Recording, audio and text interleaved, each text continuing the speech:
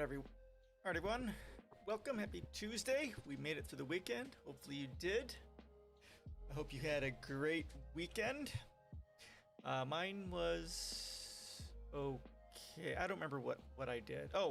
We didn't play D&D this weekend. Or Shadowrun this weekend. So that was quite the bummer. It was the DM's birthday, so give him a pass for that, right? So yeah, so that was a thing. Not much else happened, honestly. I've been playing some Battle Sector on the hardest level, which is super difficult. I kind of haven't been playing that for a little bit, and now I'm looking forward to Humankind, which is coming out this coming week. So I'm really looking forward to that. It's going to be a lot of fun to play. What else is happening to me? Not a whole lot. I bought my regulars here will recognize this, right?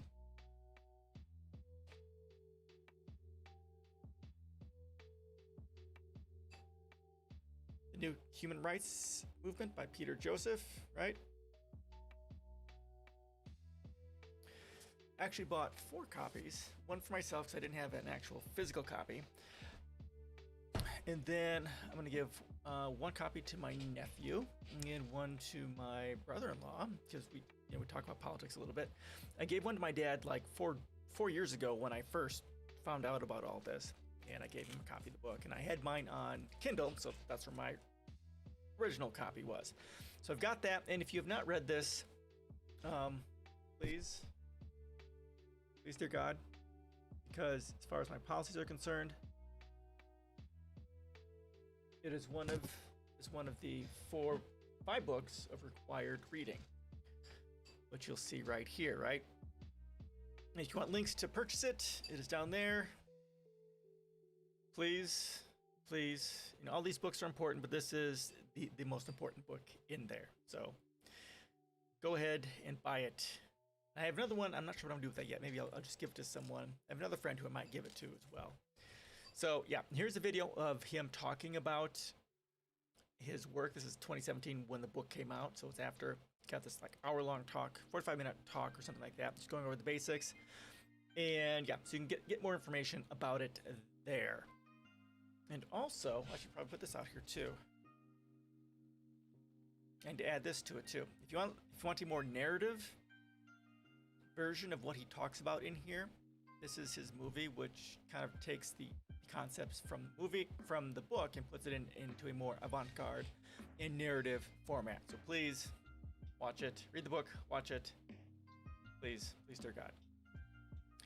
Okay, so there we go. There's that. I found this meme on Facebook. This is just a very accurate representation of my stream. I flop between a better world is possible, resource-based economy, right? Working on climate change, and we are so fucked because we do doomerism here, right? All life on this planet will effectively be exterminated in the next 300 years. So, yeah, that's this is me. This is my channel, in case you're wondering. All right. So, any questions, comments, suggestions, or any thoughts before we get started here? Before we dive deep into the stuff. Anything? Anyone do anything good on their weekend? Anything fun?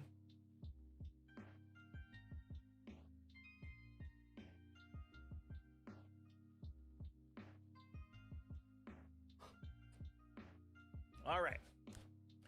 So the new report from the IPCC came out. This is a link to it. I downloaded it. This thing is fucking huge. It is literally 4,000 pages long. The report is 4,000 pages long. The summary for policymakers is 42 pages long. So obviously I'm not going to go over it. I considered possibly going over the summary, but that's still 42 pages long, which is, that's a lot. So if you're interested, the summary's here. And the full 4,000 pages is here. I'm assuming there's a lot of graphs and stuff like that in there talking about this. So, yeah. We'll go over this summary of it so we can get an idea what they're saying.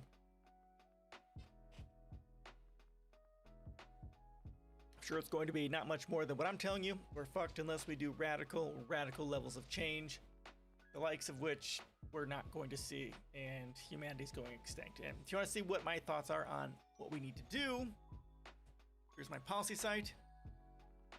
Here is my policies specifically for climate change. And if basically Congress or whoever isn't basically recommending a change on that level, they are effectively saying they're pro-human extinction. Anyhow, your regulars, you hear it. There we go. All right, so let's get started. Major report warns climate change is accelerating and humans must cut emissions now. This is from the 9th. This is from yesterday. So the report probably came out yesterday. I can't imagine anyone's read all 4,000 pages of the report, because that would take me a month. I could do about 1,000 pages a week if I'm hammering at it. Because I read the Lord of the Rings in 1 week, which is about 1,000 pages. Okay, so here's a picture here. People evacuate from a wildfire north of Athens, Greece on Friday. A climate-driven heat wave has helped to create conditions for the fire to burn out of control. Sunshine, how you doing? We're getting too much sunshine right now. Is this your fault? Are you to blame? Happy Tuesday.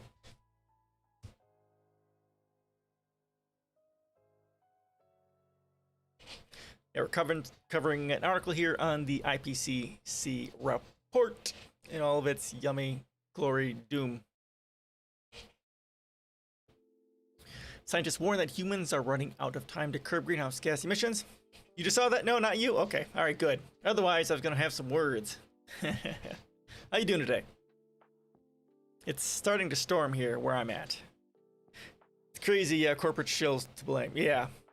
Yeah, exactly. And it's obviously the corporations which own our government, which aren't doing anything. Exactly. It's pretty horrific. And we've got an article here going to talk about the Biden thing, which this is infuriating as well, because I mean, when Biden was elected, I tore apart his climate thing. It's such a fucking waste of space. I mean, if you're not even what Congress is currently doing, which is a barely nothing. If your package just on climate change isn't 10 trillion plus, you're not doing anything that's going to matter. You're voting for human extinction. They do talking points and no corporate laws. Yes, exactly. Yep.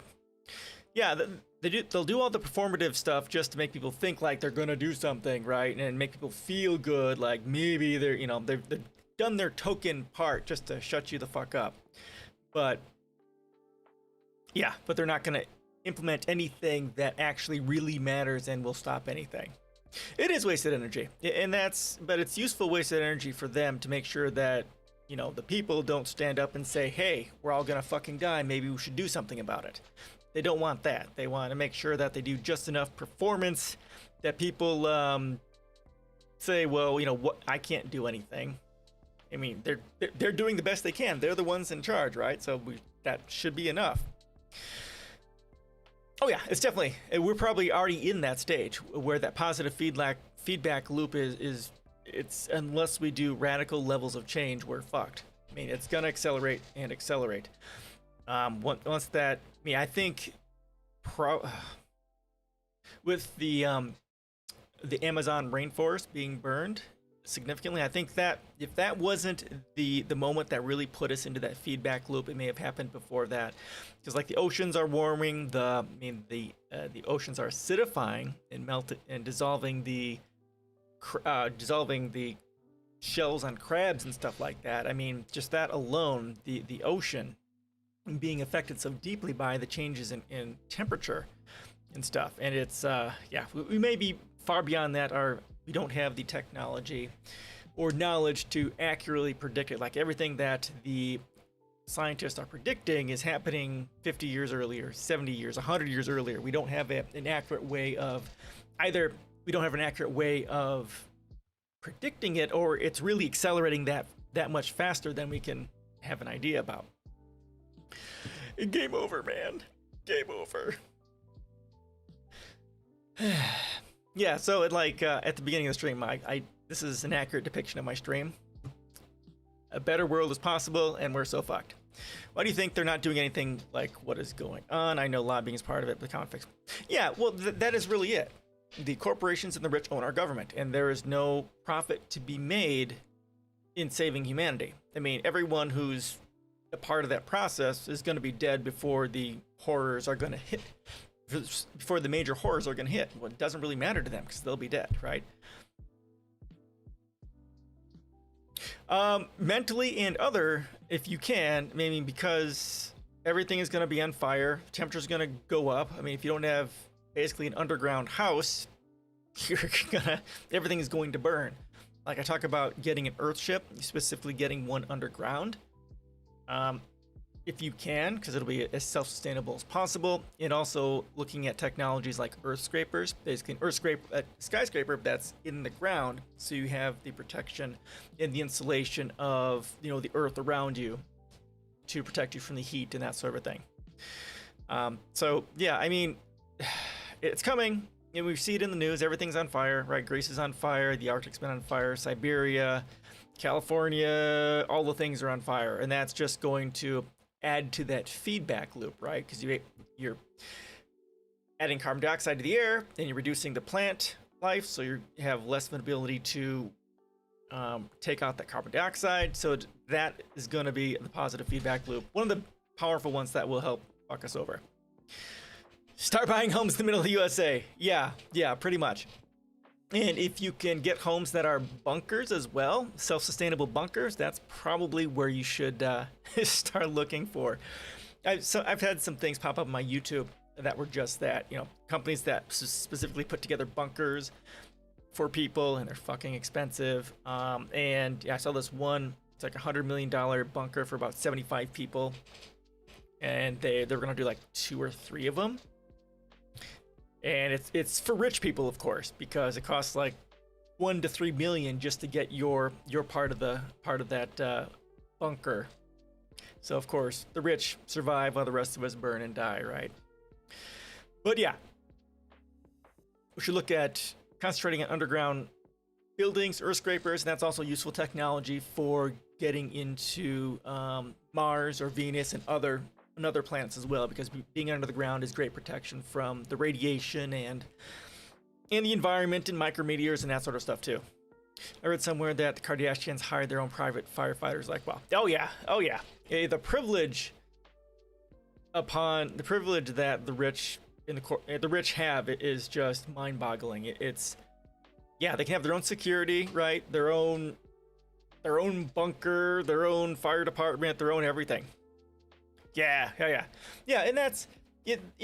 There's an article, we read this last year sometimes. This guy would talk to a bunch of rich people about their end of world plans, and they can do that. They can make those plans because they have the resources, because they have the money. They can have their own security, their own firefighters, their own bunkers to protect themselves while everyone else dies. It is a collective issue. Yep, exactly. And yeah, that we're all going to die. We're all in this together. And acting anything other than that is fucking stupid. And that's why in my policies, I have policies here. The most important part of my policies is the 8th philosophical. It is. Climate change is a collective issue. Yep, it affects all of us. Climate change doesn't give a fuck about your socioeconomic demographics. It'll kill you and everyone else around you just the same. So for me, interdependence is the key part here. This is the most important part of my policies, this philosophical pillar. I'll go ahead and throw this in here. And that is capitalism, monetary systems itself is a direct violation of our mutual interdependence because it specifically sets us against each other. Oh yeah, believe me, my pleasure. I bet this is what I talk about all of the time. This is my policies, my blogs, and stuff like that. So, because capitalism explicitly sets us against each other, it is competitive, it prevents a drive towards cooperation, and by virtue of not cooperating and setting us against each other, competing against each other, it violates our mutual interdependence because we have a system which has us inherently antagonistic towards each other. Therefore, everything gets fucked up. This is a post I share all the time. I know everyone's fucking tired of hearing about it. This is my blog post. This is a page. This is only about a 10-minute read, 9-minute read.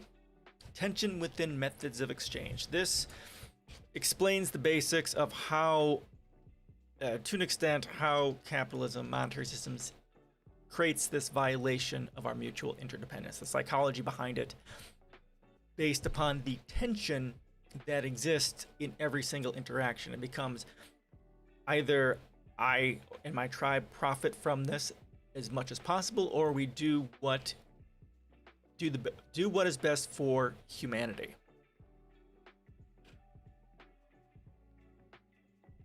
That's kind of embodied right here in this graph, in this infographic I put together. Sociopathy within the tension within methods of exchange. That within every exchange, the system itself rewards competition and profiting no matter the cost to humanity in the natural world. It does not reward doing what's the best for society, not cooperating and that sort of a thing. So that is the core right there. And as I said at the very beginning, if you haven't read this book, read this book. This is the core of my my politics and my understanding of the world. It's an amazing book. It's that's part of the to New Mexico analysis, man. How you doing? Good to see you. Yeah, you should be able to. I mean, you can get it on Amazon, so you can go anywhere. Probably get it tomorrow. Okay, the books you need to read. Yeah, I'll get you the link right here. Look. I just bought 4 copies of the book. I didn't read it initially on paperback. And here you go. So I bought one for my my nephew and my brother-in-law. My father already has a copy, although I can't imagine he's actually read it. But here's the link on on Amazon. I'll get you the authors. Oh, hold on. He has his own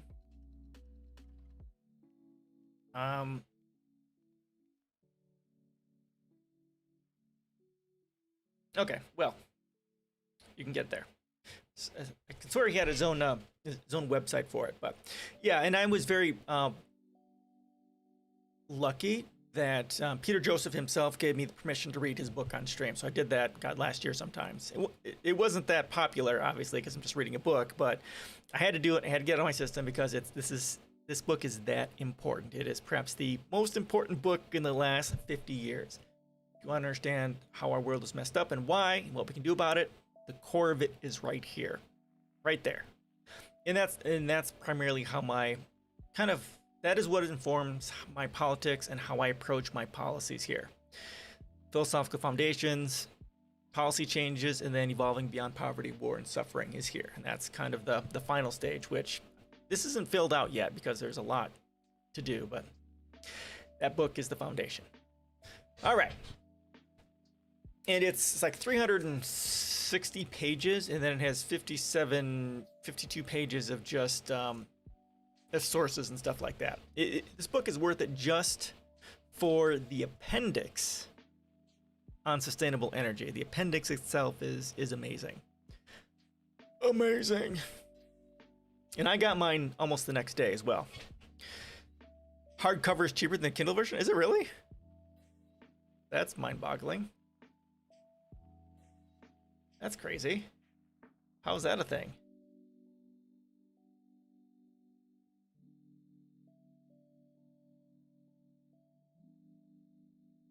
Go away. Oh, son of a bitch, go back.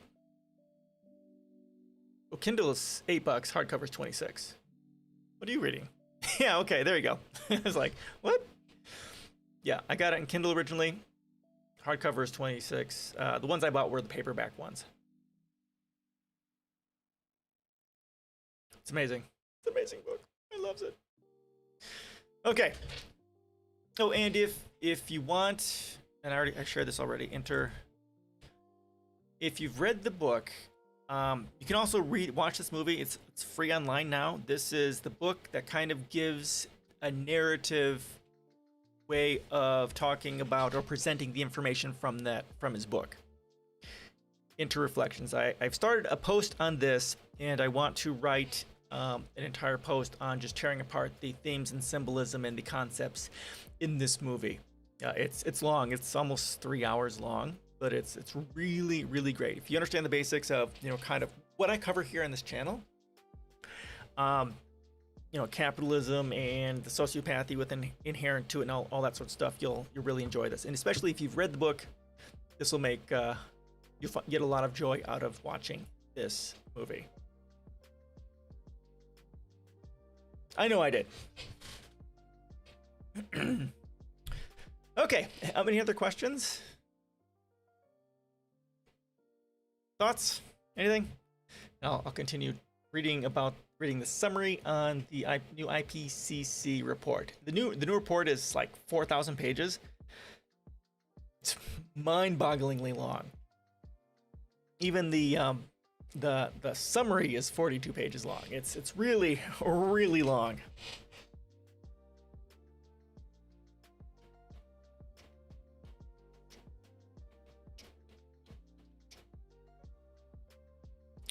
Okay, I will keep going. Global climate change accelerating and human-caused emissions of greenhouse gases are the overwhelming cause, according to a landmark report released Monday by the United Nations. There is still time to avoid catastrophic warming this century, but only if countries around the world stop burning fossil fuels as quickly as possible, the authors warn. Yeah, and this is huge, and I talk about this in my policies. Again, the only way anything is going to be possible is if the United States is on the vanguard of the war on climate change. We are the richest country in the world, the most powerful country in the world, but almost more importantly, our military is one of the largest contributors to climate change, because the military is not going to have to conform to sustainability or doesn't have to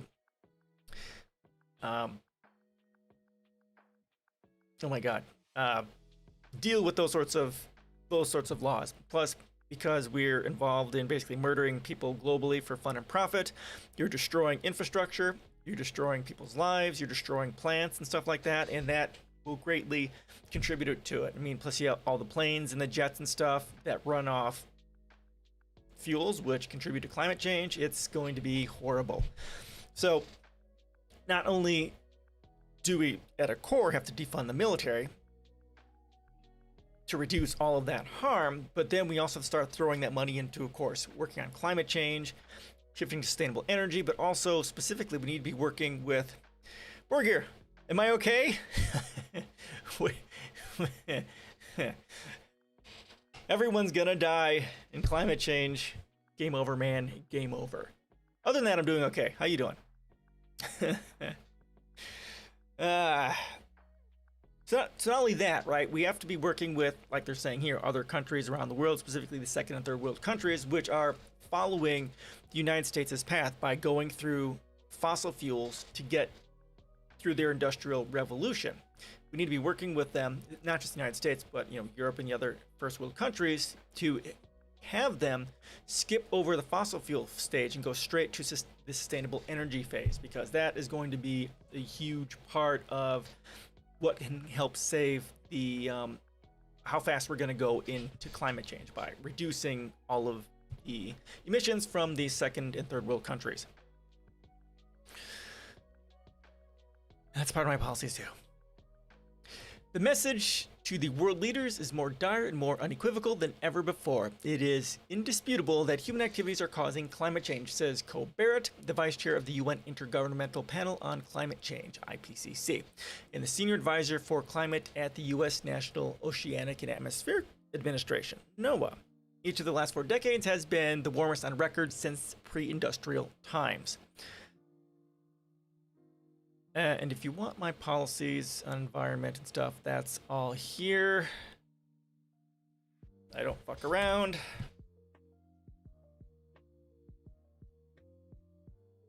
The authors, nearly 200 leading climate scientists, hope the report's findings will be front and center when the world leaders meet for a major climate conference in November. Now, none of the leaders will have read this because the report is 4,000 pages long, so obviously they'll have had their minions do the reading and then inform them what to do from there. I mean, it's huge. I imagine a lot of it is images and graphs and stuff like that, but still, it's 4,000 pages. The effects of that warming are obvious and deadly around the world. Heat waves, droughts, and floods are killing people and disrupting lives around the world this summer. Wildfires are burning with unprecedented frequency and intensity, including in places that used to rarely burn. Smoke and smog are choking people in cities and towns from Asia to the Arctic. Ocean heat waves are threatening entire ecosystems and supercharging hurricanes and typhoons. The science is clear. Human-caused emission of carbon dioxide and other greenhouse gases are the primary driver of such changes. Human activities are causing extreme weather. One of the biggest recent advances in climate research is in the field of so-called attribution science, which ties global warming to individual weather events such as hurricanes or heat waves. Scientists can now say with certainty that humans are causing more extreme weather, including heavy downpours and extended heat waves and droughts. Okay, that's cool. I have not heard about that. This whiplash, this increase in both extreme wet and dry events, is projected to increase through the 21st century, says Kim Cobb, one of the report authors and a paleoclimate scientist at Georgia Institute of Technology. This is the first time that paleoclimate researchers who study the climate of the past to understand how Earth will change in the future have helped write every chapter of the report. Their work helps to put today's climate in perspective. We can now say global surface temps are reaching levels not seen in 100,000 years, says Cobb. The rate of warming since 1970 is higher than any 50-year period in the last 2,000 years. Good stuff. Good stuff. The report also confirms that global sea level rise is accelerating, and globally sea levels rose about 8 inches on average between 1900 and 2018, although the water rose much more in some places, including some cities on the East Coast and Gulf Coast of the United States.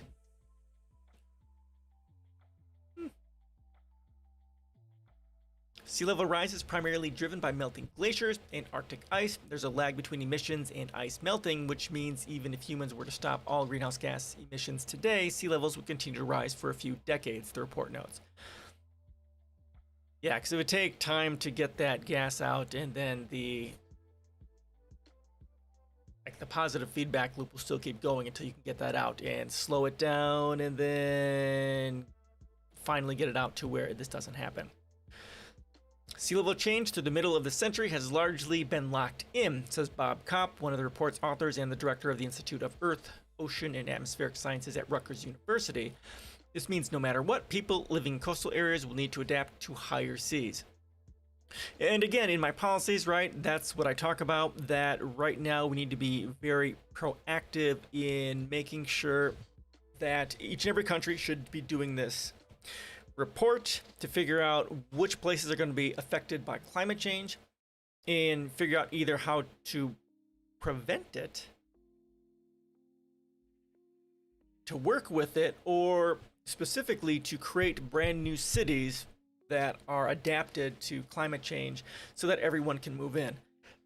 Otherwise, the harm caused by this flooding and the fires is going to cause, millions of dollars in damages, and people are going to die. And to not do something preemptively is criminally negligent on the part of the government. If we have the knowledge, if we can at least do the research and at least figure it out, especially places on the coast, we can start building cities more inland, start moving people there, and prevent these people from dying and the destruction of all this infrastructure. We need to redo our cities anyhow from the ground up. And my policies talk about that sort of a thing too. because our cities today aren't built with efficiency and sustainability and that sort of a thing in mind, right? Our cities are not there. They've grown organically over time, just kind of haphazardly, just bloop, plopped down, emerging like an amoeba, emerging and growing like an amoeba or some other thing like that. Instead, we need to design them from the ground up for a specific number of population with all the food production and energy production and mass transportation and all that sort of a thing in it. Our policies talk about that stuff. Heavy rain caused severe flooding in July's China Henan province. Scientists say human-caused greenhouse gas emissions are causing more extreme precipitation in many parts of the world. We saw that in Netherlands and Germany recently. They had more rain in those 2 days. They had the amount of rain equivalent to about 2 months of rain in those 2 days.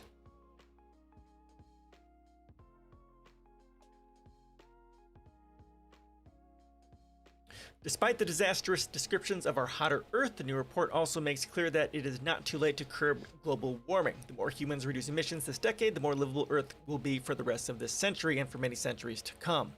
One of the biggest questions posed by world leaders is whether it's still possible to meet the targets set by the 2015 Paris Climate Agreement. That agreement seeks to limit global warming to well under 2 degrees Celsius, and ideally keep it below 1.5 degrees Celsius.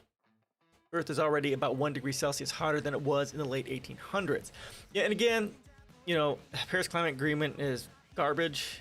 Just because it's toothless. It's good to have it out there and say, hey, we need to work on this, but it's toothless. There's no enforcement. It doesn't make anything happen. You know, that's why Biden signed it again, because it doesn't do anything, because that's what Democrats do. They don't do, right? And we'll get into another post on that very same thing here after we get done with this. Democrats doing nothing. One of the big questions posed by world leaders is whether it's still possible to meet the targets. Okay, I just read that.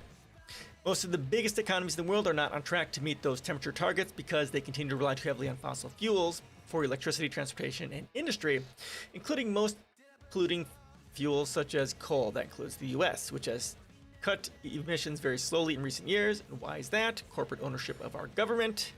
Anybody surprised? Nope, not me either. Our country is a corporo-plutoligarchy, right? We, the people, the 99%, have zero representation in government. That's just the way it is.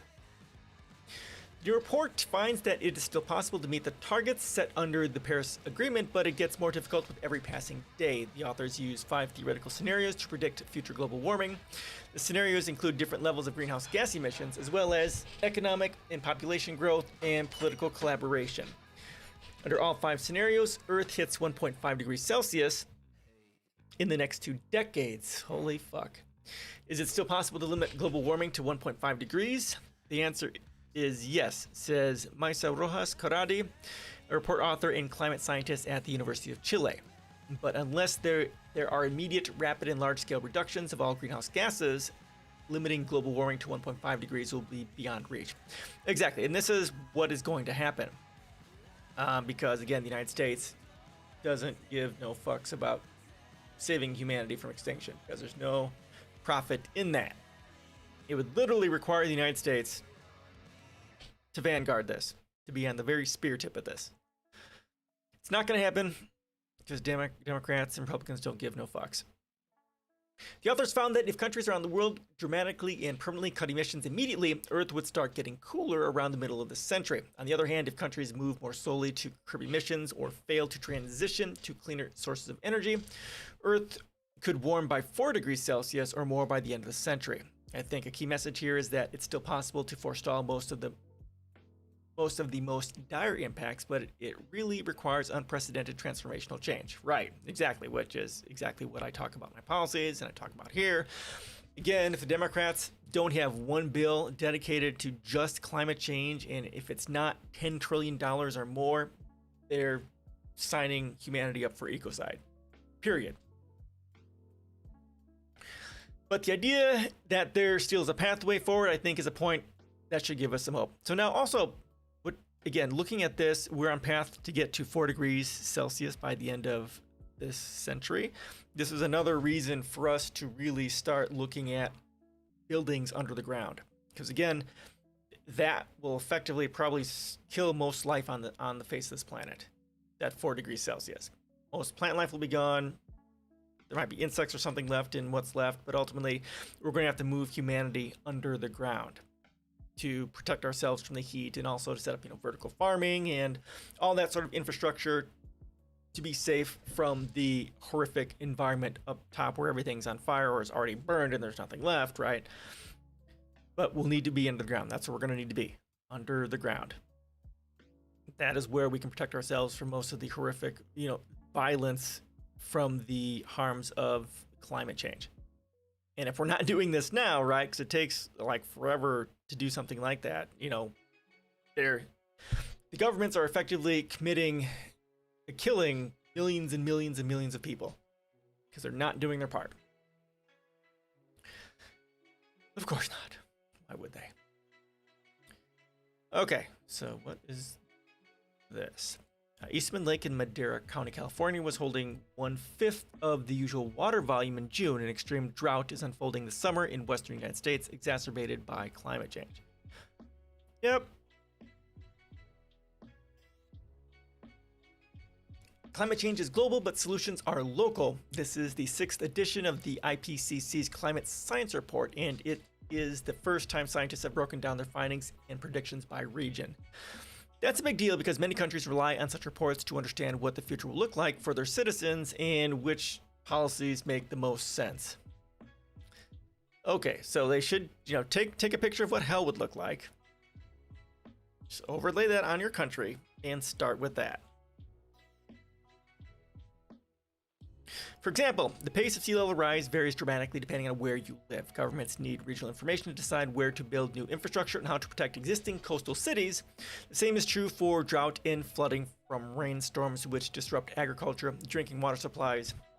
Major cities include Cape Town, South Africa, and Chennai, India, have struggled to maintain reservoirs in recent years. Again, if you have this stuff underground, you have underground reservoirs for doing something like this, it'll be harder for it to, evaporate away. We need to start working on somehow saving our water supply because there isn't going to be anything left. It's very important that this report gives regional information that is going to help us make decisions at the regional level, says Paula Arias, one of the report authors and a climate scientist at the University of Antioquia in Colombia. When it comes to adaptation, the U.S. relies less on specific information in this report because the federal government regularly releases national climate assessments and right there and then ignores them. However, the UN report does provide important global context for the Biden administration's promise to cut greenhouse gas emissions in half this decade. Yeah, well, fucking bullshit. Biden's not going to do jack shit. We've torn apart his policies. His policies don't mean anything. They're fucking empty, just like my bank account, right? The target that the Biden-Harris administration articulated earlier this year is, yes, the most ambitious in history. Oh my fucking God.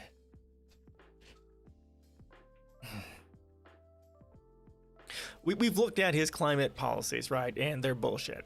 Because essentially they say, well, we want to do this, but guess what? Everything that they plan on doing will be outside of his presidency. So it will mean nothing. Absolutely nothing. It's just, saying a bunch of magical stuff and then ignoring it because they know they can't do anything about it, and they're not even going to work towards it. If any of their stuff falls outside 8 years, 2 terms, it's a waste of space.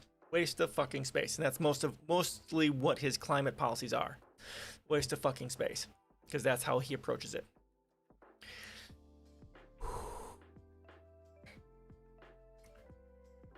This report is telling us that we need to be ambitious. We probably need to be even more so. Yeah, ambitious is such an understatement. Such an understatement. It's unclear how the U.S. will achieve the goal it has already set.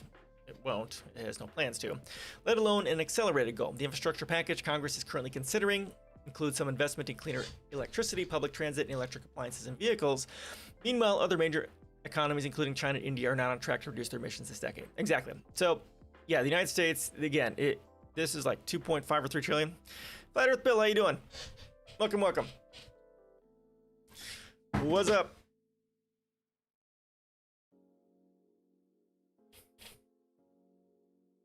Just going over some climate change stuff from the new IPCC report.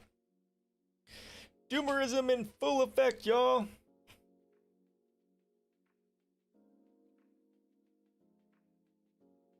Again, they're looking at what, 3.5 trillion or something like that in spending. Again, if you're not looking at 10 trillion as the starting point and going up from there, it's not a waste, but it's basically a waste because you're not going to do anything that's going to matter in the long run. Again, if you're not working with China and India, much like I've already talked previously, if you're not working with them to shift to sustainable energy, you're fucking everyone over. How's Bar? It's good. It's raining actually right now. I think it's raining, or it's going to rain today. Not too bad. It was really humid today. Super, super humid today. I didn't like it. Even though I had to walk back and forth from work 1 block, which is still too much. Hot. Hot and humid. Ugh. How's it where you're from? Where are you from?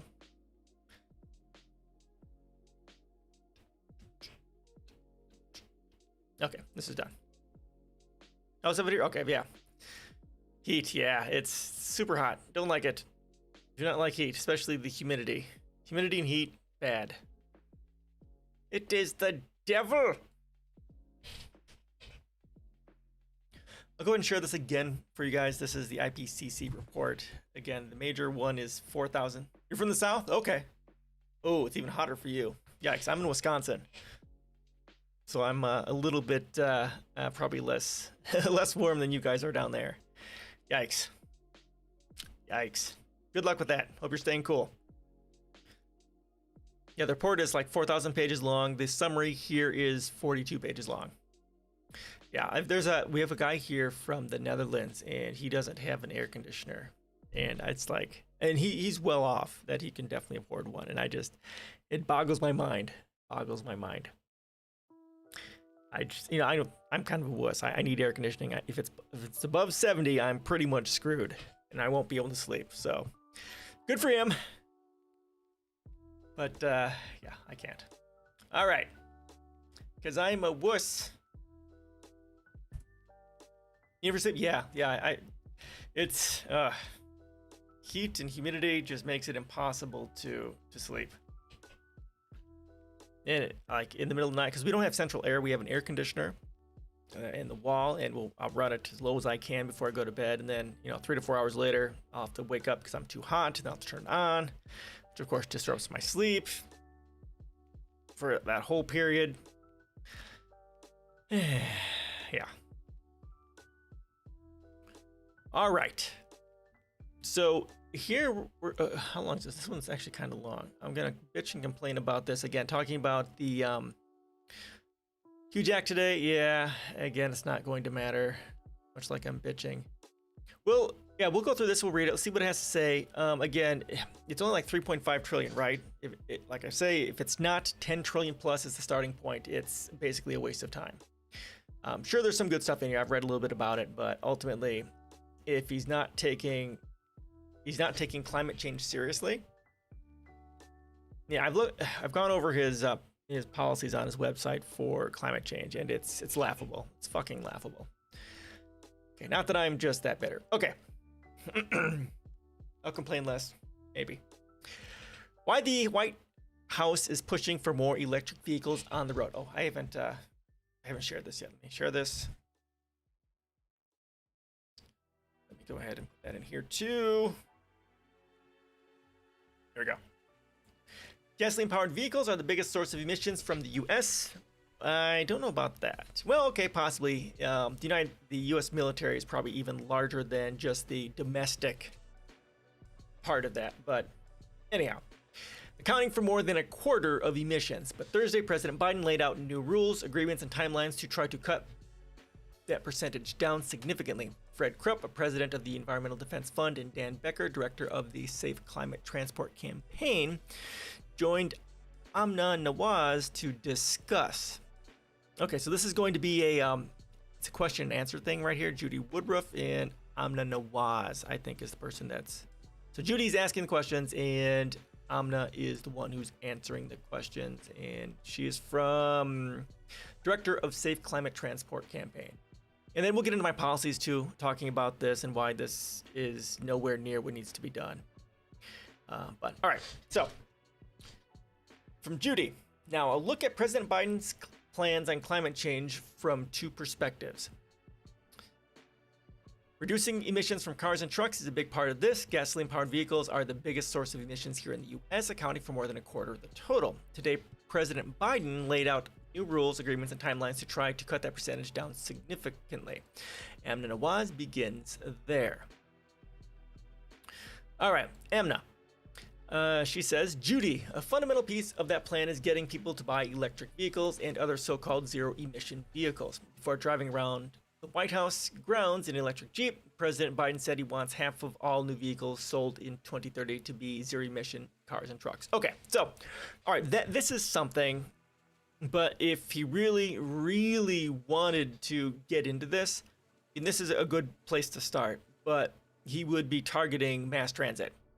Sustainable mass transit.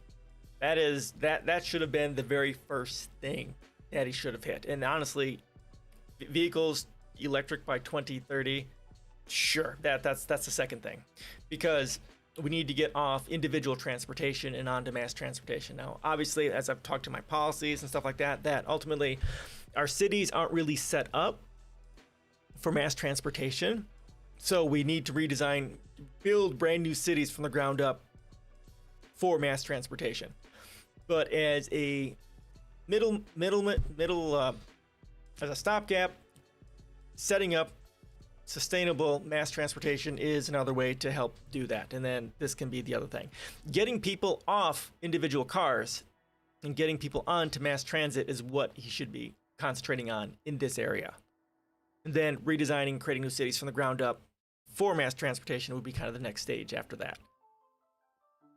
But as you see here, he's concentrating on individual cars and trucks. Why? Because that's where the profit is for the corporations, for his corporate owners, right? We can't go against his corporate owners.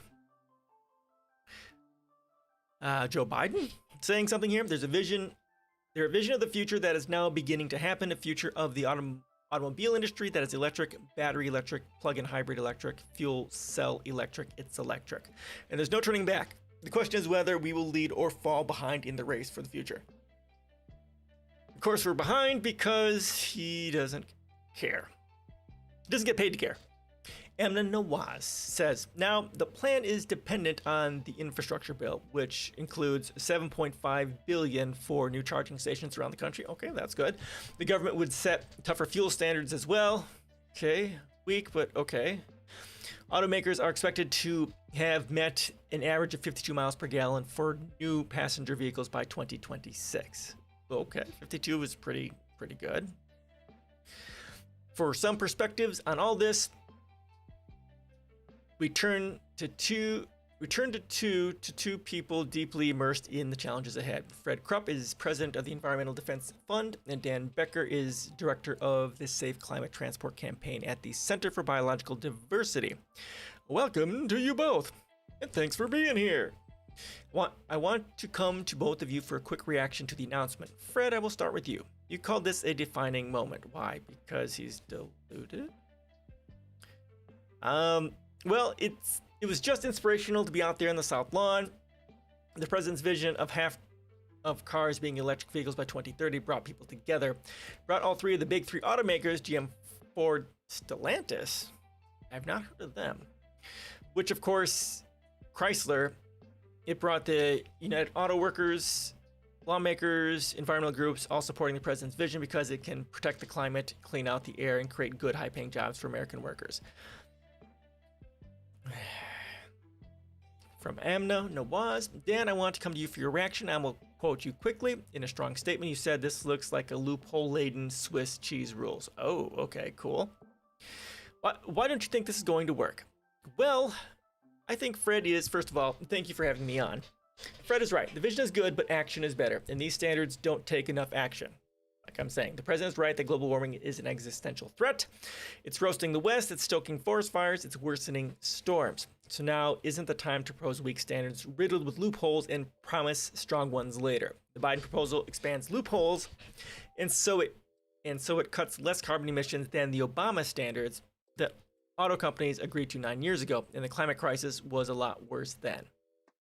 Yeah, of course. Whatever they do, whatever the Democrats and the Biden administration are going to put through is going to be, a loophole-ridden mess that people are that's not going to do anything that honestly matters. Girly Bear, how you doing? Welcome. Work has been crazy today. Glad I can make it here for at least some of your stream. Awesome, me too. We're doing some climate change stuff. I read this article on the IPCC report that just came out, which is 4,000 pages long. The review of it is 42 pages long, so you can see the report here. And now we're on this, talking about Biden's new infrastructure deal, and I'm puking all over it. Yeah, you're on here enough so you know what I'm going to bitch about and all that stuff. So, climate change. Oh, Biden. So this guy's saying, it's filled with loopholes, the new thing, and it's not aggressive enough. So Amna, this is the interviewer here. So Fred, a lot of people have raised questions about some of the existing loopholes and the enforceability of a lot of this. The Biden administration says this will dramatically cut emissions, but if it is not enforceable, does it really make that much of a difference? True dat, right there. Fred Krupp. Well, actually, I agree with Dan. This is an urgent problem. We have got to get after it. But what the president did with his executive order is order the EPA to put in place binding standards, and we will work with Dan and everyone else to make sure that the standards are robust and that there's accountability and that they are transparent. Transparent, yeah, that's going to be a thing. Right? The Obama standards only went out to 2026. These go out to 2030. The Obama standards didn't mandate any electric cars. The president is promising half the fleet, half of new car sales will be electric by 2030 under an EPA rule. Yeah. That won't be a thing. Mostly because, of the new designs coming out in that time frame, sure, maybe. But the actual number of cars that are currently sitting in yards that are gas powered are still going to get sold, and they're still going to get out there. So this is delusional. What about the batteries? Right. That's exactly that's a very good question, and that is exactly something that we need to look into. Batteries is going to be an issue, I think, when going that way, and that's another reason why mass transit is such an important part of this, so that we can get rid of all those batteries and have it be mostly mass transit. There are other standards for batteries which do not have lithium. We haven't covered a lot of that stuff in quite a while. I listened to a lot of it. Hydrogen would be one way. There's a hydrogen house. We watch that. They take solar and then they use solar and wind and use that through electrolysis to create hydrogen. That would be one way to go too. Definitely. As long as, if we're going to have individual cars, hydrogen might be one way to do about it, or just changing our battery types so that it doesn't require as many rare earth minerals. Obviously, as long as we have individual cars, it's going to take a shitload of resources, and it's just a fucking waste. Like, hydrogen could be better than EV. It could be. I don't know quite as much about hydrogen. I know there are some significant issues with hydrogen, and right. And that's part of the thing, right? If the government wanted to promote something like this, they would, like they're kind of doing in this bill, putting more charging stations and stuff out there. Like I said, with any bill Congress puts forward, if it's not 10 trillion starting, then they're wasting time. So like you're saying, they could put out $10 trillion in making sure almost every gas station in place has a charger and hydrogen. It would take trillions to get that done. Right, and that's the scale of change that we need to make these changes. And not only that, right, but they also need to effectively either take all the current gas engines and convert them all over to electric or hydrogen or whatever. I mean, there's people do that. There's a way of doing that, and the government needs to foot that bill as well.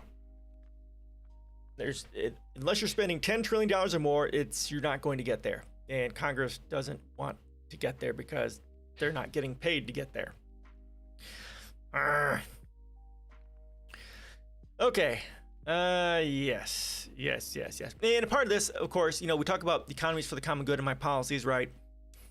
And this is also a part of my policies here for environment, that if the car makers sell cars which are not electric or hydrogen, then the taxes on them on the management should go up, and on the company at large should go up. And every year that they do that, it should go up and up and up to like 20 or 30%. And then if they fail that, then we take over the entire company, and then the fuckers at the top, especially over the last decade, go to jail.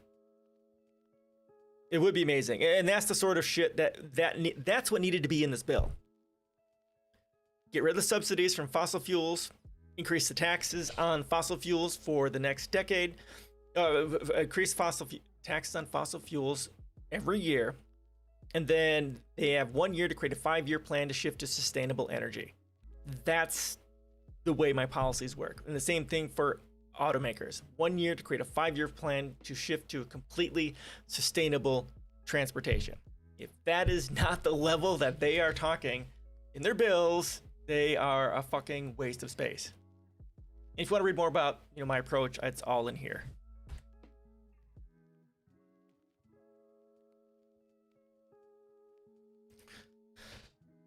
One year to create a 5-year plan, or go fuck off. So Dan, on those numbers, when you look at, and I want to make this point too, this is the new standard applied to new cars, right? Not full existing fleet, right? And this is part of the problem right there. But it's worth pointing out 17 million new cars sold every year in America. So even if half those do improve their fuel efficiency, doesn't that make a substantial difference?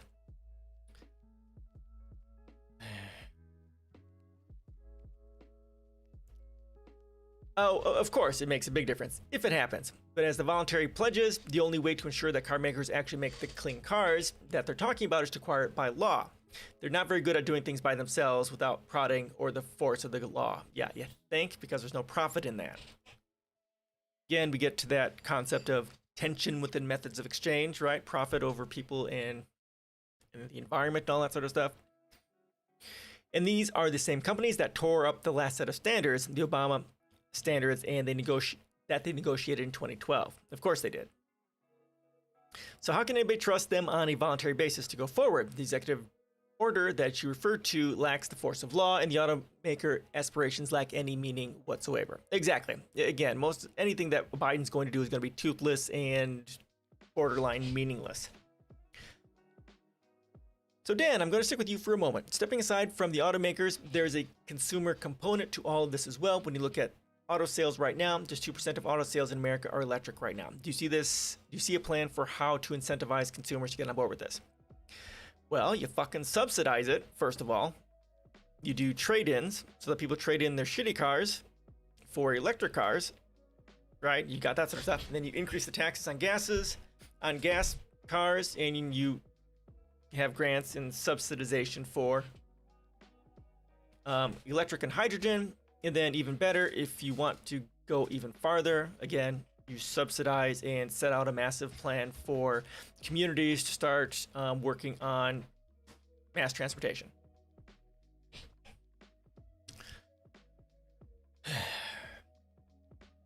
Well, first of all, auto companies have to make the vehicles.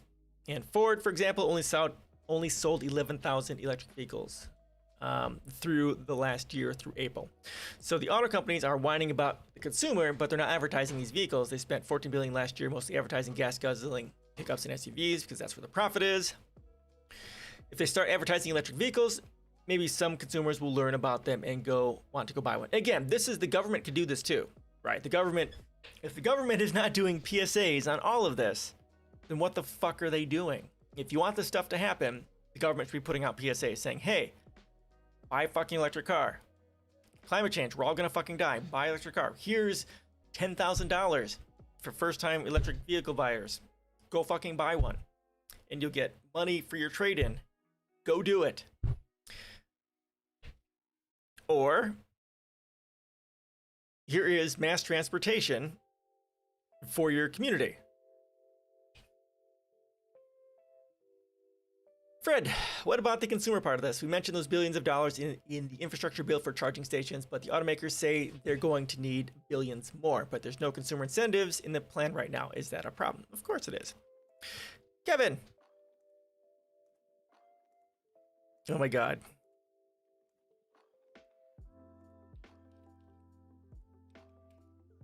Some people may not want to get the vax because they don't want to spend the time to go get it, or they don't want a sore arm for a day or two. The vax could take 30 minutes or more to get. Some may spend that time doing something else. These reasons are never mentioned. Oh, that'll trigger. Yeah, there's, oh my God, ripping apart conservatives. I mean, he's not wrong with that concept, right? Some people don't want to take the time, but that's also, again, we're talking about here PSAs and messaging, right? The government should be putting out PSAs for this sort of a thing. And again, the government is not doing its job, much like elections. I bitched about this, and I put this in my electoral reform policies, right? The government at all levels should be putting out PSAs about, hey, there's an election coming up. This is where you go. This is, where you can go to get information. Like, I've never known, before I was politically active, I didn't know, when elections were, except for the presidential ones, right? You never get a notice about the midterm elections. That's why only 40% of the population votes on midterm elections. PSAs are what needs to be done. And of course, a lot of people who don't want to get the vaccine, that's a whole different topic. He refused to get vaxxed to own the libs. Did he really? Oh, the fucking stupid. The stupid, it burns. Yeah, no, I didn't want to get vaxxed at first either. Because they don't trust the FDA, corporate ownership of the government, right, and all that sort of thing. And of course, it usually takes 5 to 10 years to get a vaccine out. So I wasn't really keen on, hey, it just started, there's a vaccine out, and what the absolute fuck, right? So we watched a bunch of videos on here talking about that stuff, looking at the advancements of the mRNA vaccines and that sort of stuff. So that's pretty fucking amazing. And yeah, it's not fully FDA approved. So I get why some people don't want to get vaccinated. I really do. But what had me get vaccinated, before a year or two at least, was that, I have a daughter and stuff, and my daughter goes to school, or well, she didn't last year, but the B117 was supposedly more deadly to children or affected them more. So that's what got me to get vaccinated. But now, had I not then, I would have definitely done so for Delta, because Delta is horrific. And not doing it because freedom is dumb. Totally dumb. And it's hard to get past that sort of a thing when there's so much right-wing bullshit out there about, oh my God, fucking microchips. Microchips and changing your RNA, changing your DNA and all that sort of stuff. It's hard to get through that when people don't have the education to even consider doing the research, or even to be able to think critically, especially when we've had an over 50-year attack on our education system. Like he was talking, right? Many people don't have health care. They don't have sick time. They don't have vacation, right? And they're working 2 or 3 jobs, and they just don't have the time to go do it. They may not have a car to get to it, or transportation to get to a place. They may not have daycare so that they can go and get vaccinated. I mean, you look at the systemic and structural violence inherent to capitalism within the United States. There's lots of reasons why people may not want to get vaccinated, and unless you attack those issues from a systemic and structural level, universal healthcare, universal daycare, universal education, UBI, right, all these sorts of things, this is going to be a problem. This isn't just an individual problem. This is a systemic and cultural, social problem, right? So it is difficult. And then, of course, you've got the people of color problem, right? Because the U.S. military and the government has experimented on people of color. That is a huge problem within the community of color, because they obviously have that whole thing where they don't trust the fucking government because they're using them as guinea pigs. How do you how do you undo the decades of horrors inflicted upon people of color by the government by treating them like fucking guinea pigs? It's difficult. It is difficult. It is very difficult. And it requires a government that cares, because the government could be passing universal health care, right? Because Spain nationalized their health care in response to the pandemic last year. They could be universal health care with sick time and UBI and all that stuff. They could be passing all these sorts of things that would make it much more likely that people would get vaccinated. But they're not going to do that because they don't fucking care. They don't get paid to actually do good things. They're more than willing to murder a bunch of people for corporate profit. I mean, the pharmaceutical industry loves this, right? They're making billions off this.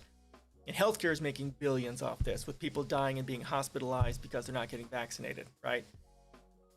There's too much profit in murdering people, right? Too much profit there. How you doing, Kevin? Get me riled up.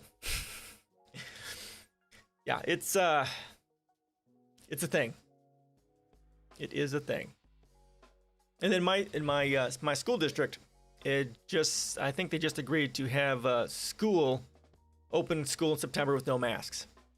I'm livid. Especially with Delta being here. That is the height of fucking stupidity. Let's go read the article on it, but I'm pretty sure that's what they're doing. Which is fucking stupid. So fucking stupid. Okay. Fucking Corona. Yeah, what we talk about here in this channel is the 3 C's, right? Capitalism, coronavirus, climate change. That's what we do here. All right, so continuing. Well, the pending in Congress is also provisions of Senator Wyden's Clean Energy for America Act that has plenty of consumer incentives, and we're supportive of that too, so other things have to happen. But the president's order saying EPA should immediately begin work on those rules, I take that seriously. And the fact that the big three auto companies are going to invest, they've announced investments of $100 billion. Okay. So yeah, again, for President Biden, he can just sign whatever executive orders, and then he can just go, oh, well, they're not doing what they're supposed to, so it's not my fault, right? Why? Because these are the cars consumers now want. They're just fun to drive. They perform better. My 3-year-old electric car, I haven't had to have maintenance. I'm saving thousands of dollars on the gasoline. Americans are going to love not having to go to gas stations. Electricity costs half as much to drive. On the Ford F-150 Lightning, there is 100,000 people on the waiting list to get it. The Mustang electric car is outselling the internal combustion engine version. GM has announced electric school buses. Why? Because these are the cars consumers want. The real question is, are we going to make them here or be importing them from Germany and China, further increasing climate change by having to fucking import the fuckers? There are an awful lot of people at the White House today that would rather be driving cars made in Michigan, in Georgia, and Texas, and not importing for Germany and Asia. Well, you fucking fix your foreign policies, and this would all change. We need to really shift to try and more highly localize our manufacturing. We need to start bringing all the manufacturing back here to the United States. And that alone will save on, some climate change and stuff like that. All right, Amna Nawaz says, and we know a big part of this, of course, is remaining competitive with China. And if we change our foreign policy so that we're moving all that manufacturing back here, that might help, maybe, you think? Instead of everything being made in fucking China or somewhere else, it can be made here. Wonder where all those jobs from Detroit and all these manufacturing plants went to. I wonder. And Dan, I want to come to you on this final point, though, which is the fact that the rules seem to change with each administration, right? Is this move today, you had President Biden's administration going back to the Obama-era rules that had been undone by President Trump's administration. None of these things go into effect tomorrow, so could these all have the impact of not having any impact at all? Of course. And this is why I say if it doesn't happen within the 2 terms, it's a waste of paper space. So ultimately, they need to get these laws out, they need to get it down, and you need to throw trillions of dollars at making this shit happen. Otherwise, you're wasting everybody's time. That's a big fear. The standards are an Edsel, not a Tesla. They're not very good. Yeah, no shit. And if they remain the standards that are implemented and the long-term visionary standards that both Fred and I hope the Biden administration promulgates are then thrown away by the next President Trump, then we end up with really nothing. Of course, that's why you do it now within your terms or don't waste our time. And the fact that auto companies have been a nefarious player trying to prevent strong standards from coming to force, telling President Trump to roll back the Obama rules that they had just negotiated. These weren't Fred's and my rules. These are GM and Ford rules with President Obama. Again, it's not just the automakers, of course. It's the fossil fuel industry. That's a large part of the problem. The pharmaceutical industry. Or the fossil fuel industry. My God. They don't want efficiency standards. They don't want people shifting from electric because that's going to hurt their profits. So we really need to move forward, and these standards will get us on a trajectory, or should get us on a trajectory, to really get those visionary standards of the future. And we call on the president to treat this set of standards as a first draft and to order his staff to go back and do a better job toughening them up so that they get us on a trajectory for the long-term goals.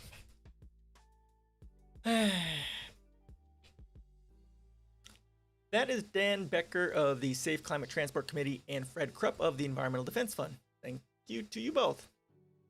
All right, there you go. That's their coverage of this. There you go. Questions, comments, and suggestions? Anybody?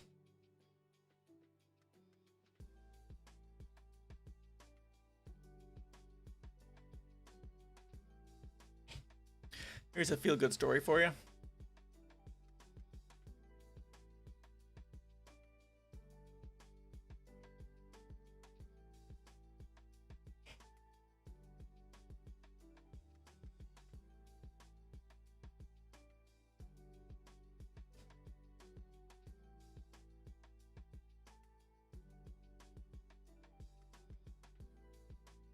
All right. This is from The Hill. This is from the 7th, so 3 days ago. Missouri taxi company refuses vaccinated masked customers.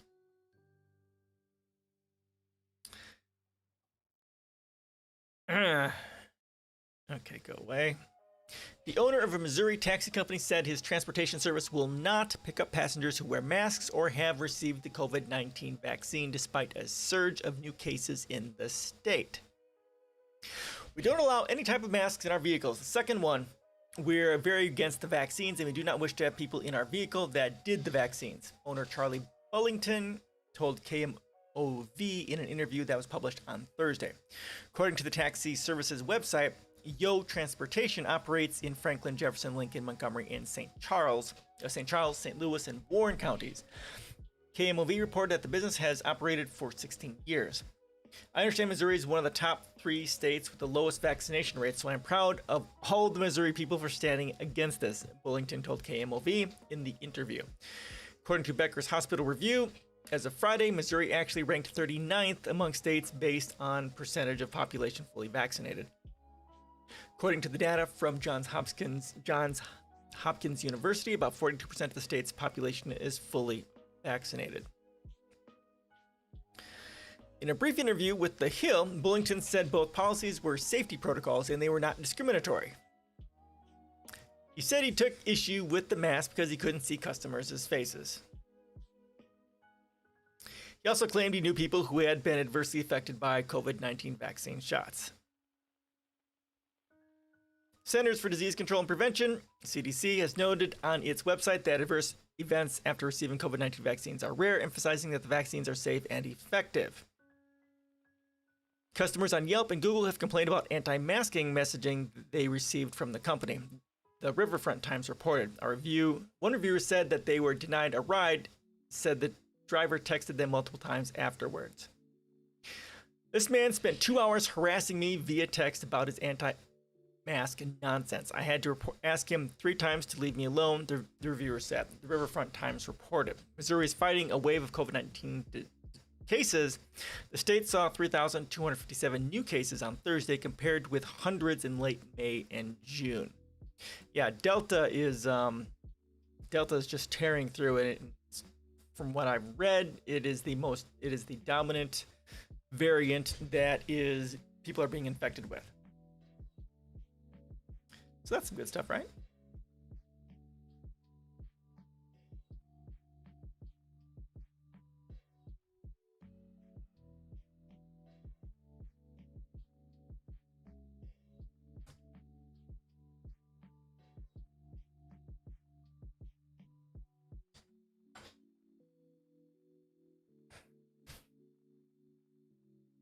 All right. Next, from The Guardian, this is from August 8th, from 2 days ago. It's an opinion piece. America shouldn't be sending unvaccinated kids back to school. On a population-adjusted basis, the weekly average of U.S. children admitted to hospitals with COVID-19 is rising faster than any other age group. Yeah, because the Delta variant does affect children.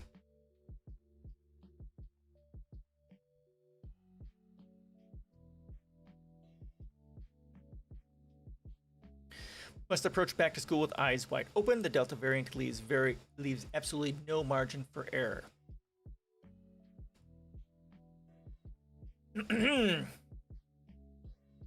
Delta variant is the latest setback on our path toward a new normal. This is the fourth major COVID-19 wave, and there is a palpable sense of morbid familiarity.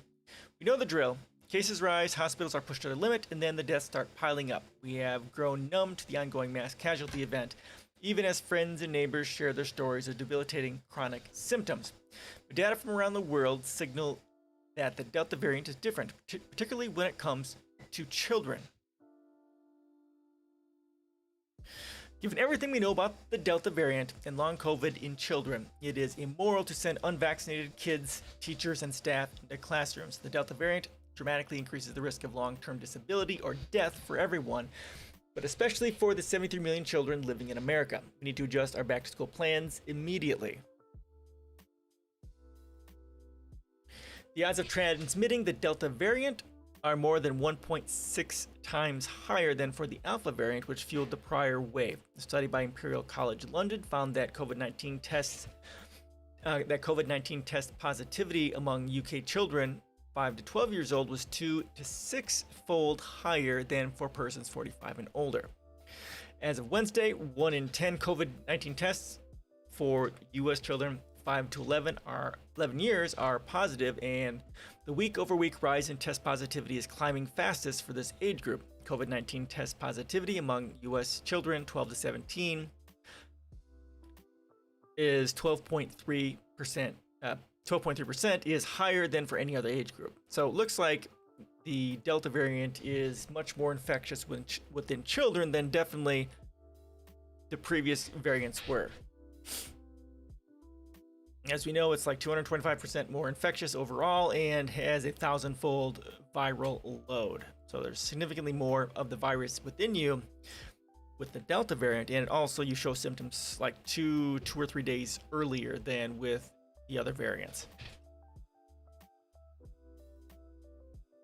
A published report of Scottish data noted that the Delta variant doubles the risk of COVID-19 hospitalization, regardless of age. The number of U.S. children in the hospital due to COVID-19 doubled between 30 June and 31 July. On Thursday, U.S. hospitals reported 249 pediatric admissions due to COVID-19, which is 4 admissions shy of the all-time single-day record of 253. On a population-adjusted basis, the weekly average of U.S. children admitted to hospitals with COVID-19 is rising faster than any other age group as of Wednesday. Yeah, and part of this is going to be, of course, that... So when the pandemic first started, yeah, it tended to be with the original, the alpha, the original strain, right? That if children got it, they tended to be asymptomatic or only mild, and tended to not transmit it, right? So that's where people were standing, and it's just like, do whatever, kids are fine, right? Instead of doing what is the safest for our children and for families. It should have been, again, isolate, mask, social distance and all that sort of stuff, because the original strain wasn't going to be the only strain we were going to see. So people have already had a year of thinking children are just fine, right? And not realizing that the Delta variant is going to possibly kill them all. Not kill them all, but right, may get them infected and may end up harming a lot of our children, because the U.S. government and the CDC set the way that they were going to deal with it, not in a more conservative way that would protect families and protect the children. Right, and part of that is also that we don't have a social or a cultural social action where if we're sick we wear masks like they do in some of the Asian countries, like Japan specifically, right? If you're not feeling well, you wear masks to protect others, and we don't do that here because, you know, freedom.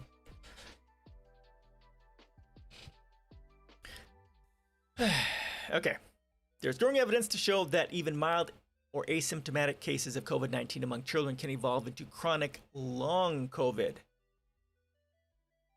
Newly published research suggests that at least 1 in 25 children with COVID-19 experience symptoms lasting for more than 4 weeks. A separate UK government report estimates that at least 1 in 8 children still have symptoms 5 weeks after their initial infection. Emerging data also suggests that up to 1 in 50 asymptomatic COVID-19 cases among children will evolve into chronic COVID. Yeah, and this is, again, with our country, we don't do randomized testing. We don't really have so much of contact tracing going on. Like my county, we stopped doing it last year sometime. And obviously because the government isn't funding universal health care, it's not taking the pandemic serious and all that sort of stuff. So naturally, we aren't going to be doing what it takes to help protect our country. We need randomized testing. We need high levels of contact tracing, and we need isolation and lockdowns and all that sort of stuff going on. And like Biden said, he's not going to do anything. And he's right, he won't, because there's no money in the corporations for protecting the people. Like they, you know, like conservatives are saying, right? You should be willing to sacrifice your grandparents for the economy, right? Now we have to sacrifice our children for the economy. It's because the economy that matters, not our family members. The good news is that our vaccines are highly effective against the Delta variant. Fully vaccinated persons have a significantly lower risk of developing symptoms requiring hospitalization or dying from COVID-19. The rate of Delta variant infection is 3 times lower among fully vaccinated persons, and the risk of developing long COVID is reduced by half. There is even preliminary data suggesting that mRNA-based vaccines may alleviate some symptoms of long COVID. Yet we've seen, I've read like probably one article here just talking about that this might be a thing. So if you have COVID and you're still suffering from long COVID, you may want to consider getting the mRNA vaccine if you haven't already been vaccinated. But talk to your doctors about that sort of a thing. Make no mistake about it, vaccines save lives, but they are not enough to stop the spread of the Delta variant on their own. Of course not. A new report out of the UK found that 44% of Delta variant infections occurred in fully vaccinated individuals. Holy shit. 44% of Delta variant infections occurred in fully vaccinated individuals. I didn't realize it was that big. Well, of course, part of this is going to be is that people fucking think that if they have the vaccine, they're somehow magically immune, because we have this word, and I fucking hate this word within this context, right? Well, I've got natural immunity, right? If I've got the vaccine, I'm immune, right? No, you fucking aren't. It's not goddamn magic. You're not fucking immune. Immunity doesn't exist unless you are wearing full anti-contamination gear every time you do anything, anytime you leave the house, right? Like full radiation gear or full anti-contamination gear. There's no, quote, immunity to it. That's one of the harmful things right there, is the not clarifying. Again, that's part of the PSA part, right? Making sure that people understand that, quote, immunity isn't a thing and what the vaccines are there to do. If you have the vaccine, you're not immune. That doesn't exist. The point of the vaccines is to make sure that if you do get it, that hopefully you'll be asymptomatic or at worst, have mild symptoms. They're there to keep you from being hospitalized and suffering too much, right? If you get it, especially the Delta variant, you can still get it if you're vaccinated, and you can still transmit it to others. So it's because we have this thought that if you're vaccinated, you're immune. People aren't masking. And of course, the problems with the CDC saying, oh, if you've been vaccinated, you don't need a mask, which is fucking stupid beyond belief. Now they've had to go back on that and say, oh, because of Delta, right, you should be masked indoors. And they fucked us over by not being conservative in all of that, right? Again, this is the government failure to do the more conservative thing to protect the people. The U.S. share of new COVID-19 cases among fully vaccinated individuals is expected to grow as more people are exposed to the Delta variant. Once infected, fully vaccinated people can and do transmit the novel coronavirus to others, albeit at half the rate of unvaccinated persons. Okay, so this is also important. There's some good data in here. So if you are infected and you have the vaccine, you will still transmit it and get other people sick, but at half the rate of those who are unvaccinated. So that's still a substantial rate. Within a household, the rate of transmission of the Delta variant from a fully vaccinated person to an unvaccinated person is at least 10%.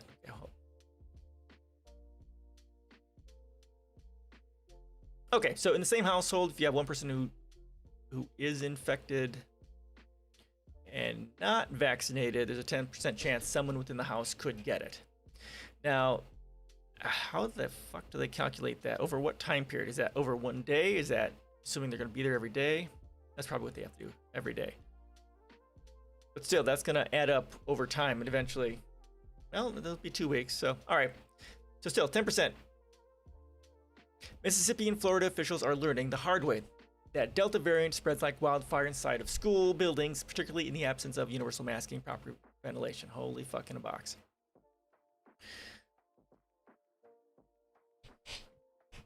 Masks reduce transmission and save lives. Surgical masks have been shown to reduce the risk of infection of the wearer by up to 67%. The latest projections from the University of Washington's Institute for Health Metrics and Evaluation estimates that over 47,000 lives could be spared between now and October 31st if more than 95% of the population were to mask up in public. But masks are not enough, and we should expect at least 24,000 COVID deaths from the current wave.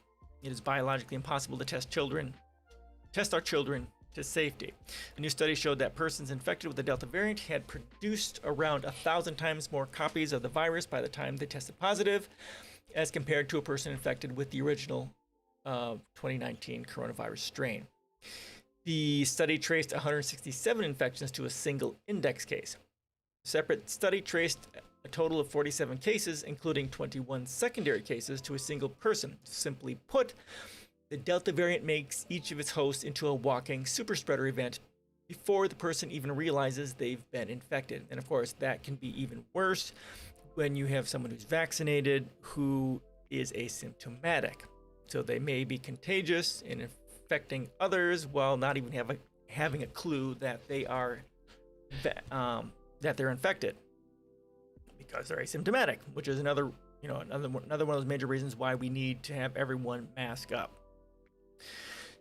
The practical implication of these findings is that school reopening plans that hinge on universal masks, mandates, and frequent testing are doomed to fail. The UK's experience offers a real-world lesson that we in the US must take to heart. Despite aggressive mitigation efforts and a $4.2 billion whole-of-government testing program, 1 in 250 schools in England have experienced at least one Delta variant outbreak in the last 4 weeks. The reason for the failure is obvious. Children in the UK have yet to become eligible to receive the COVID-19 vaccine.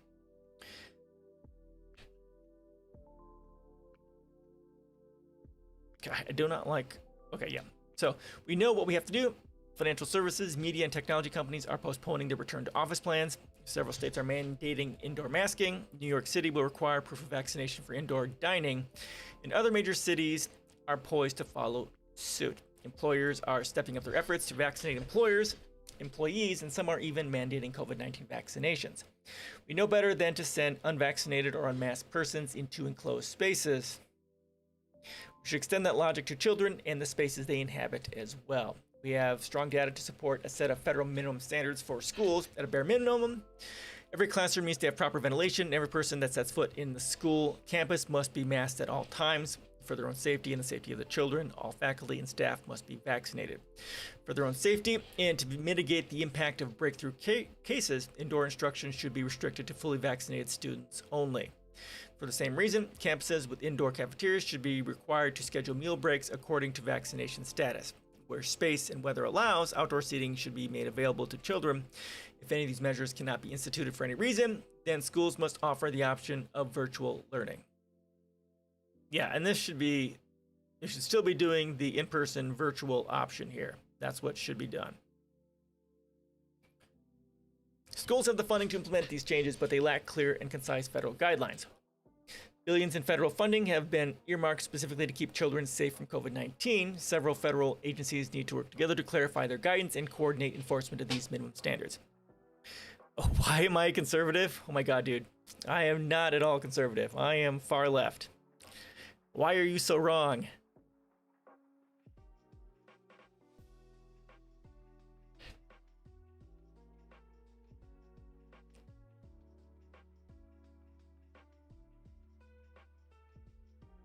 My policies and beliefs are based on compassion, which is the antithesis of conservatism. Protecting people, keeping them from dying because people are stupid. That's what I do.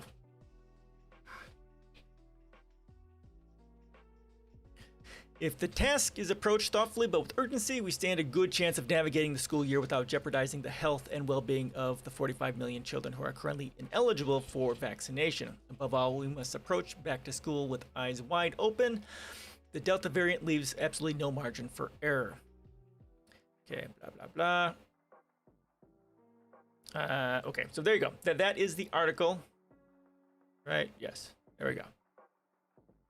And this is important. Like, I have a daughter and I'm running for school board, and this sort of thing is important. Delta is going to be a wreck. We need to make sure our children are protected and our staff is protected, because this isn't just about the children, it's also about the staff and their families, children and their families, because Delta is quite contagious and children are also getting others sick as well. And it's yeah, so there you go. There you go.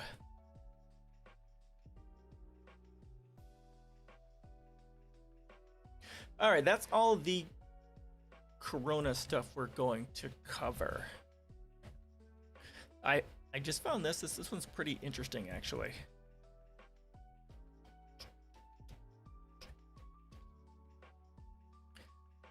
This is from today, Fight Back News. I've never seen this website. It looks pretty cool. Okay, it doesn't have a liquid layout. Oh, it's from the 8th. That's when this is from.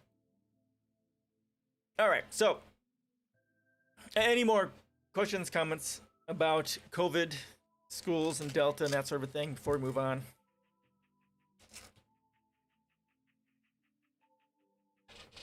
Got about 20 minutes left. And again, if you have not read this book, The New Human Rights Movement by Peter Joseph, please read this. It's required reading for my policies, and it is one of the most important books in the last 50 years. Read it. Please, dear God, read it. I ordered 4 books, one for myself, so I'd actually have a physical copy, and several for some family members. I got it almost next day. So get it. Okay, so Venezuela. Workers take over a Kellogg factory, now known as Socialist Kellogg. Maracay City, Venezuela. In the worker-controlled Venezuelan Kellogg factory, you see the workers working diligently to make cornflake and sugary cereals in a new package displaying the Venezuelan flag and the words "Together for Venezuela." They're wearing black caps with red letters that say "Kellogg, made in socialism." Well, this is hilarious. In May of 2018, the Kellogg bosses told the factory workers that they had the weekend off due to maintenance when the workers arrived following The following working day, they were shocked to see a large sign on the factory. We closed operations in Venezuela. The bosses didn't notify them in person of the closure or that hundreds would lose their jobs. The workers also found out that Kellogg had placed very little severance in their accounts, which didn't fulfill their union contracts. Why would they do that? There was no reason for the company to close and leave because all the raw materials were produced in Venezuela, the sugar and the corn, etc. The company even left a year's worth of raw materials within the factory. They closed because of political reasons and not supporting the Maduro government, but they committed one mistake. Kellogg left the working class well-trained, says Orlando Contreras, the president of the factory's union. The workers in the union hit the ground running to organize so the factory could stay open and the workers wouldn't lose their jobs. The participation of the union was immediate after the factory closed. We called all the workers to tell them what was happening. Then we made contact with the Confederation of Workers and the state government to receive support in figuring out the steps to reopen the company. The Ministry of Labor helped the workers with contacting the rest of governmental agencies, the Attorney General, and the Defense of the People's Agency to gain control of the company, said Orlando. A longtime worker and the new factory president, Milton Torres, says it was through the union and union workers that it was possible to take over the factory. They knew how all the machines worked and how to make quality products. Thanks to us being trained and well organized, all of us workers reopened the factory and put it into production. We took over the factory to protect the rights of the workers. We enforced the food policies inside our homeland of Simon Bolivar and Chavez. Now, Kellogg Company here is a socialist enterprise. The basic principles of our socialist enterprise are to dignify the work of our working class, increase the levels of production, guarantee that the equipment is highly maintained, produce good quality products in a fair price, and to be a self-sustainable company to contribute to the economic development of the country, says Orlando Contreras, beaming with pride. The workers have increased the production from 2 cereal types to 4. 2 weeks ago, they also contacted the Ministry of Labor to visit the factory and support the workers by increasing sales. The workers asked the Ministry of Labor to prioritize selling their Socialist Kellogg cereal and increase the number of places their cereal is sold, since it is all produced in Venezuela. Unlike other imported cereal brands, with more sales, they can increase the production and worker salaries and benefits. After the takeover, the workers now have an important voice in the company, which they never had before. The new Socialist Kellogg, President Milton Torres, and the administration consult with us workers to make important decisions. If the company is doing well, they ask workers which benefits they want to improve and prioritize. This needs some editing here. They are currently in discussions around creating a collective board with the union leaders and the administration of the factory, says Orlando. Now, everyone was happy with this new Socialist Kellogg, the staff takeover, or the use of the Kellogg symbol. Kellogg is currently suing the Venezuelan government and the new factory president, Milton Torres, for $72 million for continuing to use the Kellogg symbol and for using their property. If Kellogg returns, we will give the factory back as long as they keep the same salaries and rights of workers, says Orlando. This worker takeover is an inspiration to the world and on how workers and their unions can fight to stop store closings, organize for the rights of workers, improve their salaries, working conditions, and benefits. Yeah, and so this is exactly right. It's a model. Effectively, if a company abandons stuff or like a factory somewhere, then yeah, the workers should be allowed basically first right of refusal to take it over. So if the company isn't going to do something with it soon, then the workers should have cognizance over it. You save jobs, you produce stuff. This is a good thing. A very good thing. More of that needs to be done. Unfortunately, this wouldn't happen here in the United States because it would be very difficult for it to happen here in the United States because the government supports the 1% and not you or I. Whereas at least here in Venezuela, the government is trying to work with them to try and make sure this is a thing. All right. Actually, okay, we have one more COVID one. All right, so we only have about 17 minutes left. This will probably take us the rest of the time.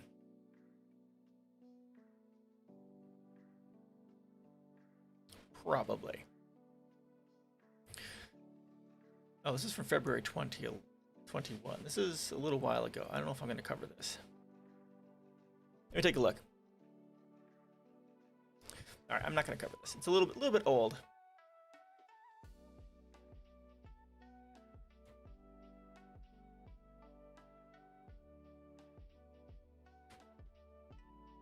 Okay, this is long. I don't want to go over that.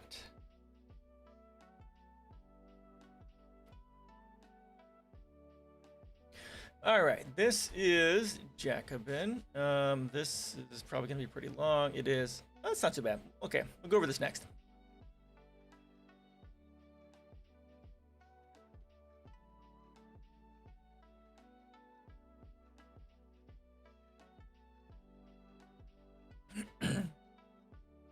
Conservatism is morally bankrupt.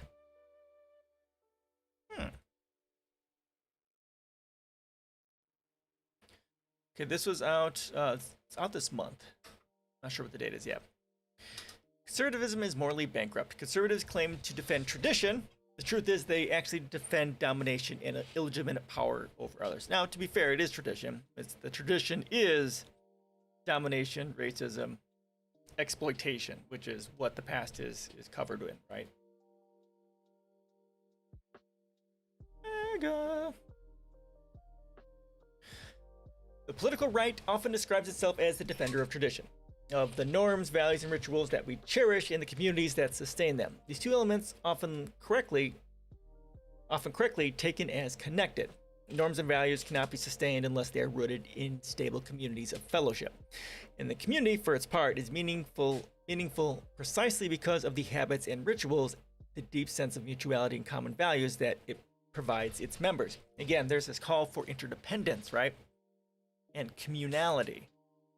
That's a part of this, and that is a sort of a thing that is directly rejected by conservatism because it is sociopathic. Because it clings to tradition regardless of the harms that those traditions have upon people in the environment. It's glomming on to tradition for the sake of holding on to tradition, not because it's useful or good. The right understands that for most people, these phenomena hold great value, and it assiduously presents itself as their proponent. Conversely, the left is often presented as contemptuous of tradition. And in its critique of the status quo, its association with the forces of change, and its defense of individual rights, the left is taken to be overthrowing the very way of life in which people find meaning. And again, this, quote, way of life is bound in the past. It's bound in values and a culture that is in the past and no longer relevant to today's world. And that's kind of one of the issues. The left generally doesn't overthrow tradition just for the sake of doing it, because change for the sake of change isn't useful. There's always, there's reasons for it. Because this tradition, this thing from the past to which we are somehow holding on to, is harming people or harming the environment. Hence, while the right is viewed as a defender of the community, incorrect, the left is presented as a promoter of iconoclastic individualism. Oh my God, it's the other way around. Oh my God. The right is always about individualism, even if it means murdering people to get there.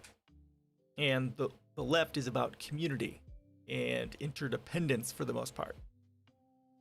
There's certainly an element of truth to this description. The right has indeed sought to uphold important elements of traditional culture. The left, for its part, does seek to overturn many institutions inherited from the distant past. Socialist anthems often pick up this theme. The Internationale talks about remaking the world from its foundations, while Solidarity Forever gives us the line about making a new world from the ashes of the old. But while we can affirm the standard description of a certain level of generality, it probably distorts more than it reveals. Well, actually, I have a line in here about this. I have a similar line in here in my environmental policies. How can we...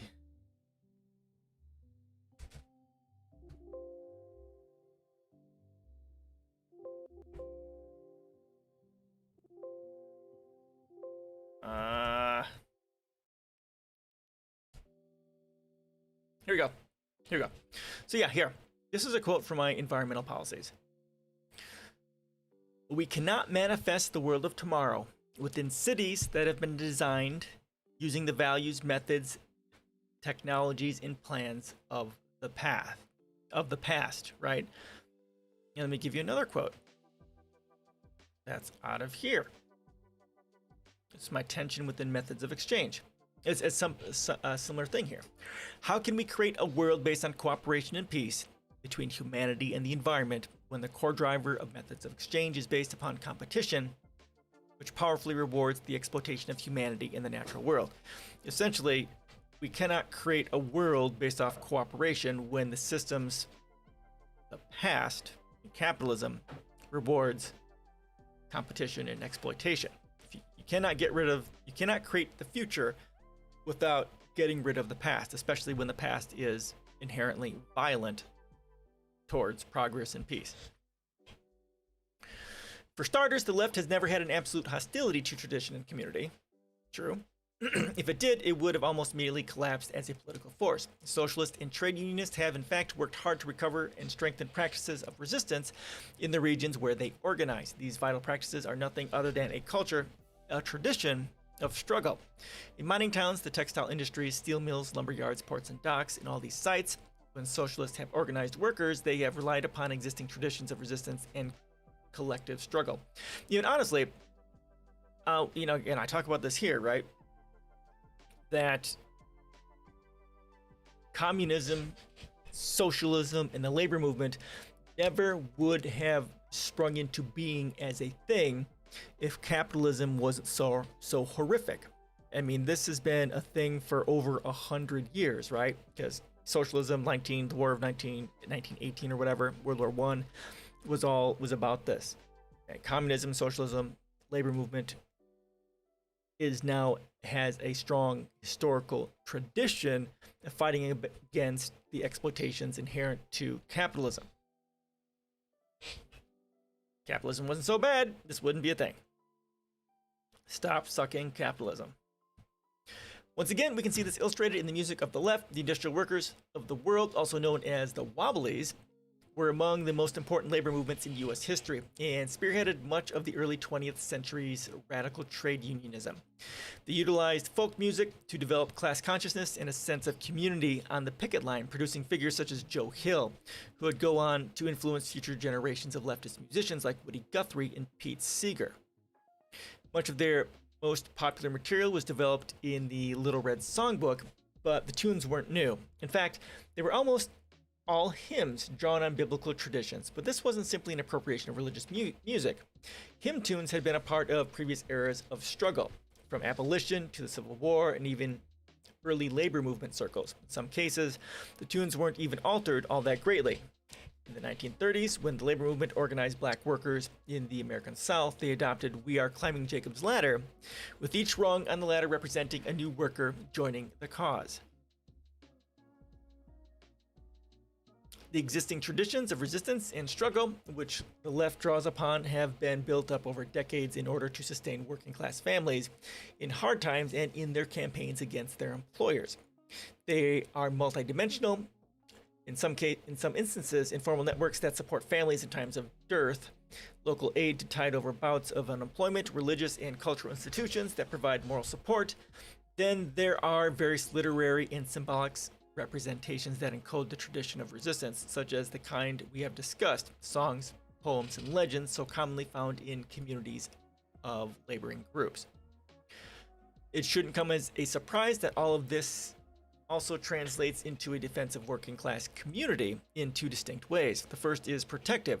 Socialists try to defend and strengthen the collective traditions and shared institutions that working people have created for themselves. They understand that when employers lay off thousands, depress wages, or decamp and take their capital to other regions, they're not just destroying jobs, but destroying entire ways of being. Exactly right. Entire communities are devastated. Look at Detroit and other places, right? They tear up communities, and labor struggle is nothing other than the defense of that community against capital. They embed themselves within that community, become part of it, and join the fight to sustain it. The other way in which they promote community is by building it anew, even when it doesn't exist. Socialists understand that the strongest, most destructive effect of capital is to fling people into the market, pitting them against one another. Again, it's the harms of competition, right? Because they are in a constant struggle for jobs and security, workers are forced to confront their peers as a competitive threat. A tension within methods of exchange, right? As rivals in the scramble for securing a livelihood. If class organizing is to succeed at all, the forces that pull workers apart have to be counteracted by the creation of organizations that bind them together. Unions, neighborhood associations, political parties, working people's clubs, and similar initiatives. Yes, the broader we cast our net and the more we draw people together into one interdependent group, the more we can fight back against the harms of capitalism and competition and exploitation.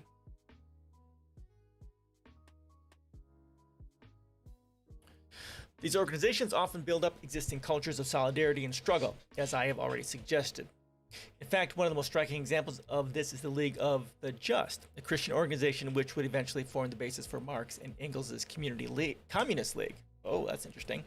But they also have to sometimes create the sense of mutuality where it did not exist previously. Unions and parties are critical in forging new political identities and thereby a new political community, without which political movements would simply collapse. Right? They need a collective community to work together and to have an identity in order to effectuate change on large scale. These are some of the important respects in which the left has aligned with tradition, much against the accusation that they care only to upend it. What then differentiates their defense of it from the right? The fact is that neither side adopts a blanket defense of tradition nor a blanket condemnation. Each one selects the elements of culture that fit within its political goals and is either indifferent or hostile to those which do not. Okay, fair. Each side seeks to strengthen those parts of the culture that align with its goals while weakening those that clash with them. For the left, this can mean seeking to uphold those traditions that strengthen labor's hand against capital.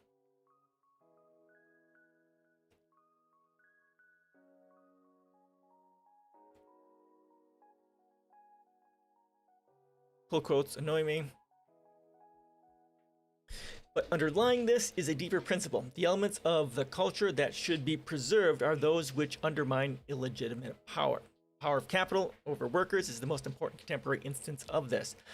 But the principle also encompasses other forms of domination, of gender, race, ethnicity, and nation.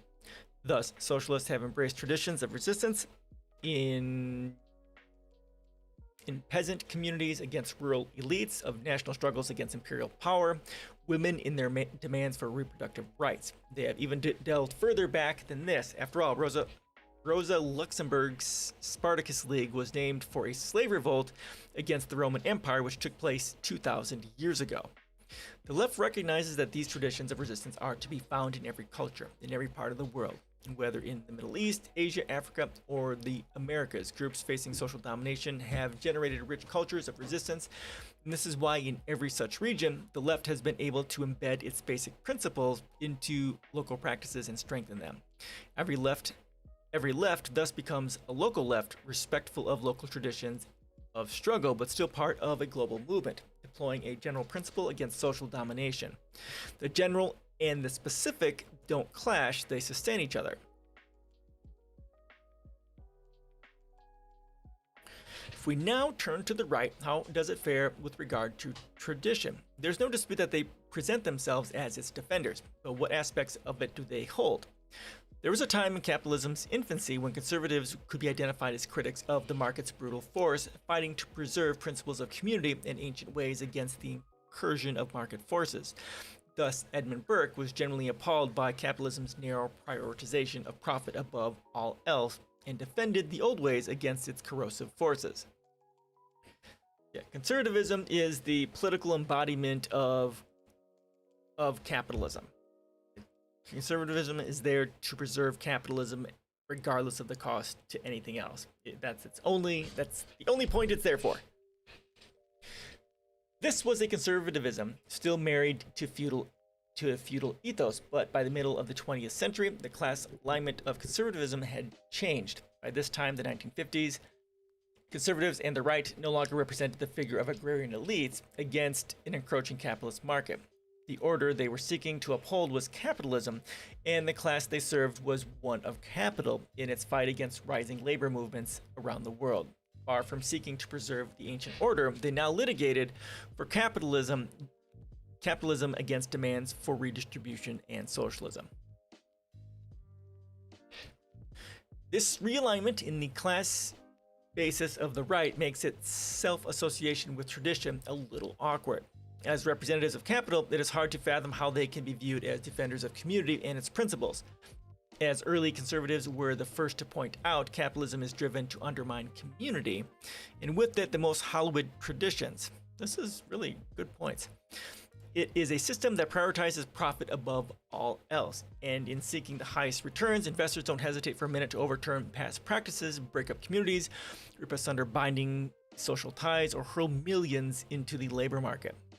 In this, it is the right that is contemptuous of the, quote, old ways, not the left. But just as in the case of the left, it is not that conservatives have a total disregard for inherited practices either. They too have a principle of selection. However inchoate it might be, and however hard they work to obscure it. And it is simple. The traditions that they uphold are the ones that help sustain the sanctity of private property. Right, and like I just said, conservatism is just the political embodiment of capitalism. It's there to protect capitalism, and that's it. So aspects of culture that empower working people, the very ones that the left works to support and strengthen, are the ones that the right either ignores or actively undermines. The expectations so common to feudal economies that individuals had rights over common resources, the tradition of mutual support, the institutions of collective struggle, all of these aspects of tradition have been directly attacked by the contemporary right. But even more pointedly, in its defense of property, the right is the most committed proponent of individualism that the world has ever seen. For what is private property but the ultimate assertion of the individual over the community?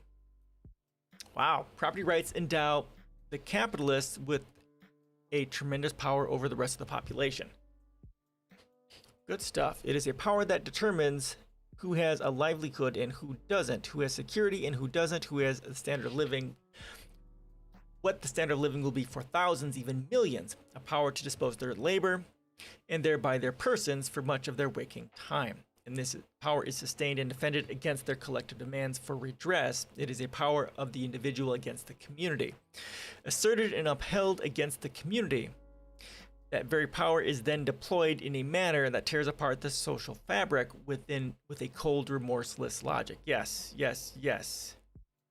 Good stuff there. Okay, so we're almost done. Good, good, good. Socialists have been fierce critics of tradition, but not because they harbor wholesale antagonism to the old ways. What they attacked were the components of the culture that sustained the local dominance of capital, that inhibited people's drive for self-determination. They didn't invent this principle, they simply articulated it. It was already present in the everyday struggle of working people to keep their heads above water in a ruthless market system, promoted and defended by conservatives. These struggles were motivated by the very drive for autonomy and freedom from domination that the left crafted into a theory and an ideology. And it will continue to motivate people even if the left disappears tomorrow. But this long history of critique, which the left embraces, should not paint them as rootless cosmopolitans, as compulsive iconoclasts. That distinction belongs to the defender of capital. As Tony Benn once wrote, I'm a traditionalist. There are two sorts of tradition. There is the tradition of obedience, deference, hierarchy, and discipline. Then there's the different tradition which we celebrate, of independence, of human rights, of democracy, of internationalism. While the current left continues its revitalization, it will, just as every earlier generation did, embed itself in the everyday lives of working people. As it does, it too will excavate this and strengthen traditions of struggle. It too will seek to defend the community against market forces and build community where it has been torn apart. And it will advocate for the rejection of some traditions, those that stand in the way of people living secure, dignified lives. Some really good points in there. Wow, cool. All right. All right, everyone. Reached the 2 hours. We'll call this the last call for comments.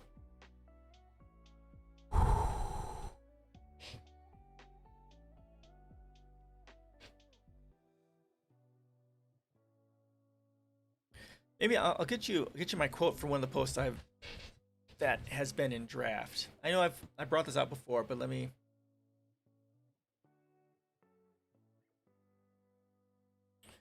Let me find it.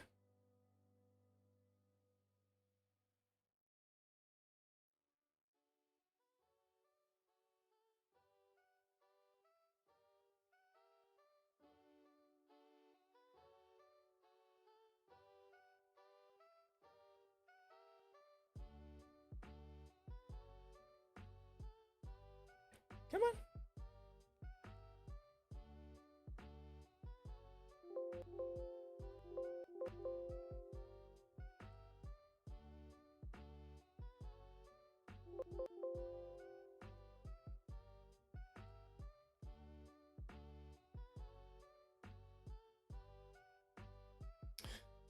Let me find it.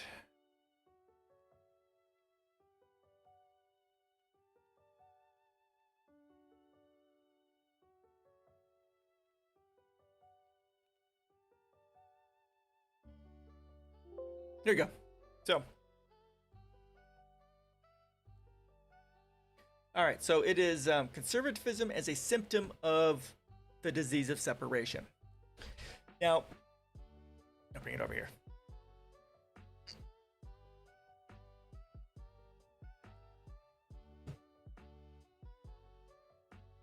Again, this is an in-draft blog post.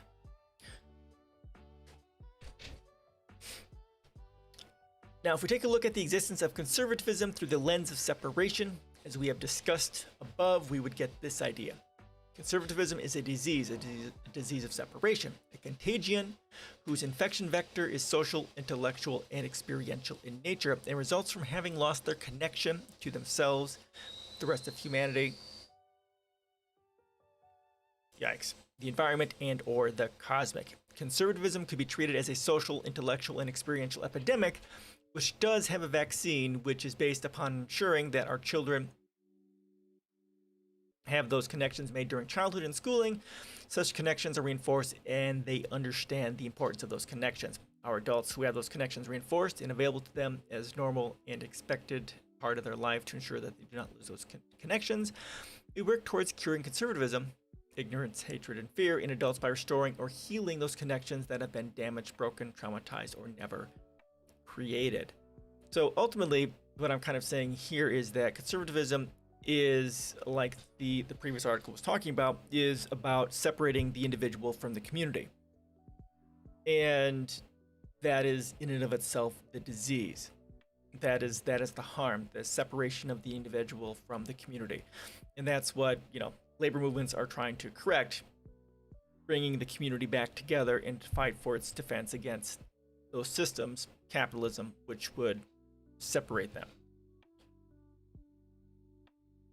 All right, last call for comments. And we'll call this a day. Oops.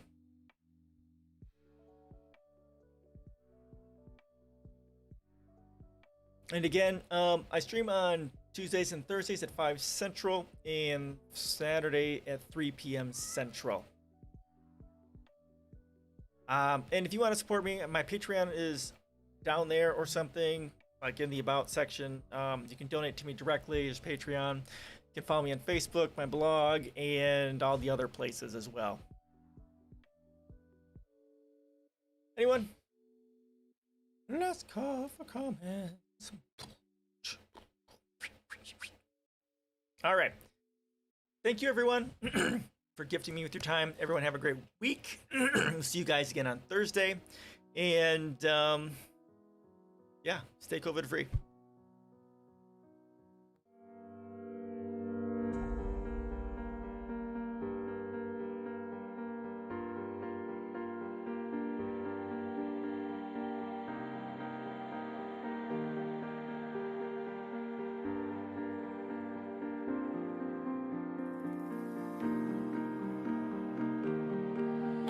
Just me and you, let's make up all the rules.